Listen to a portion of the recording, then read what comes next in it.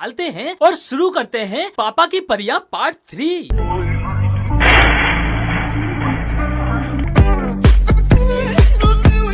खुशी देख रहे हो बच्चे की? खुद के बचने से ज्यादा खुशी तो पापा की परी के ठुकने की है। ऐसा लग रहा है मानो बरसों से इस बंदी से परेशान हो और अब जाकर बंदे को इंसाफ मिला हो। अब भाई एक बात बताओ, इस पापा की परी पर ऐसा कौन सा नशा सवार था जो खाली रोड छोड़कर दुकान में ही स्कूटी दे मारी? कमलेश का नशा, स्कूटी चलाने का नशा, या फिर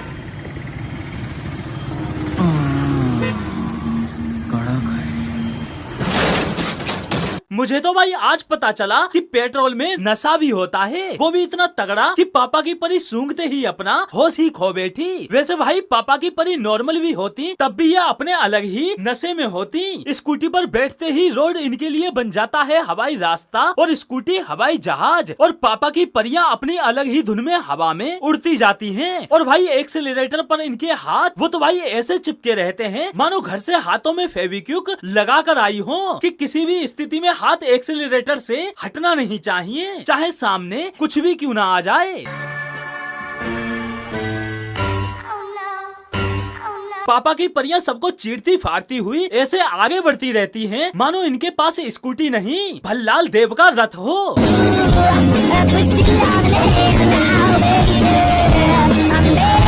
कभी ये आगे से पार करती हैं तो कभी पीछे से। खत्म, bye bye, tata, good bye, गया। मतलब बंदी अच्छी खासी सीधी जा रही थी, लेकिन अचानक से पता नहीं क्या चुल्लू हुई और मोड़ दी स्कूटी रिक्शे वाले की तरफ ठोकने को। और ठोकने का अंदाज, भाई पापा की परी के ठोकने के अंदाज की तो दाद देनी पड़ेगी। रिक्शे वाले को कुछ इस अंदाज में ठोका है कि बंदा सड़क पर नहीं बल्कि सीधे खुद के ही रिक्शे में जाकर गिरा है, ताकि अस्पताल तक बंदा खुद ही पहुंच सके। लेकिन इतनी दरियादिल और कलात्मक होने के बावजूद भी कुछ लोग बोलते हैं कि पापा की परियों को स्कूटी चलाना नहीं आता।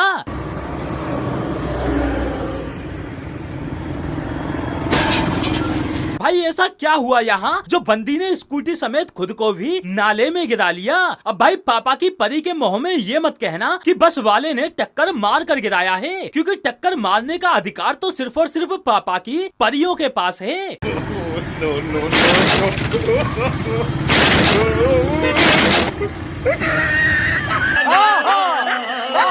भाई गाड़ी हो या इंसान, पापा की परियां सामने वाले को स्कूटी से तब तक पेलती रहती हैं जब तक बंदा खुद ना बोल उठे, उठा ले रे देवा, उठा ले रे बाबा। और भाई ये कोई जरूरी नहीं कि पापा की परी स्कूटी पर सवार हो तभी आपको टक्कर मारे। ये पैदल स्कूटी लेकर भी चल रही हो तब भी आपके लिए खतरा बन सकती हैं।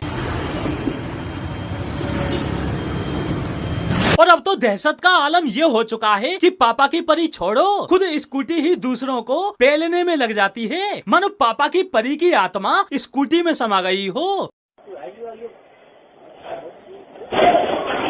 मारो हमको, मारो हमको, जिंदा मत छोड़ो सालो। भाई ये सिर्फ एक वीडियो नहीं है, ये एक सबक भी है उन लोगों के लिए जो रोड पर खड़ी स्कूटी को नजरअंदाज कर देते हैं। भाई जितनी खतरनाक पापा की परियां होती हैं, उतनी ही खतरनाक रास्ते में खड़ी उनकी स्कूटी भी हो सकती है। और हो भी क्यों ना, जब स्कूटी खुद अपने ऊपर इतना अत्याचार झेलती हो तो कहीं ना कहीं तो अपना फ्रस्ट्रेशन निकालेगी ही। No no no no.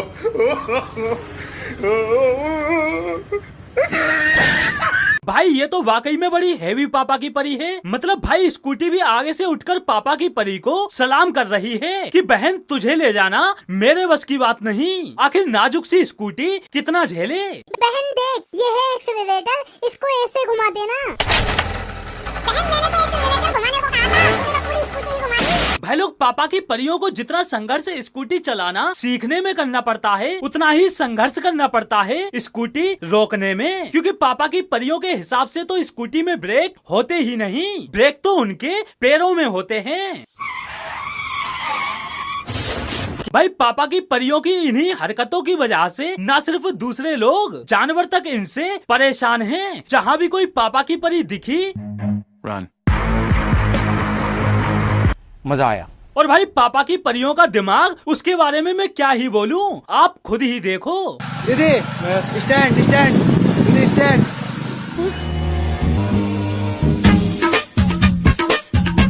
मतलब चेहरे पर धीमी स्माइल देख रहे हो बंदी की। एक तो स्टैंड ऊपर करने के बजाय खुद ही ऊपर हो गई और फिर चलती स्कूटी पर खड़ी होकर ऐसे मुस्कुरा रही है मानो स्कूटी पर नहीं एफिल टावर पर खड़ी हो। और इस पापा की परी ने तो अपना सारा दिमाग हेलमेट पहनने में ही लगा दिया। हेलमेट भी ऐसे पहन रखा है जैसे उल्टा कैप पहन रखा हो।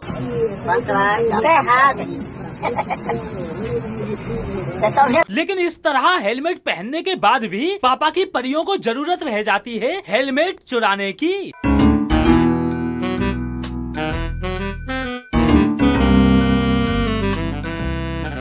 और ये पहली बार नहीं है जब कोई पापा की परी कुछ चीज चुराती नजर आई हो। पापा की परियां ऐसी ऐसी चीजें चुराती नजर आती हैं जिसकी आप कल्पना भी नहीं कर सकते। कभी ये सीमेंट के बैग्स चुराती नजर आती हैं, तो कभी दिन दहाड़े गमला चुराती हुई।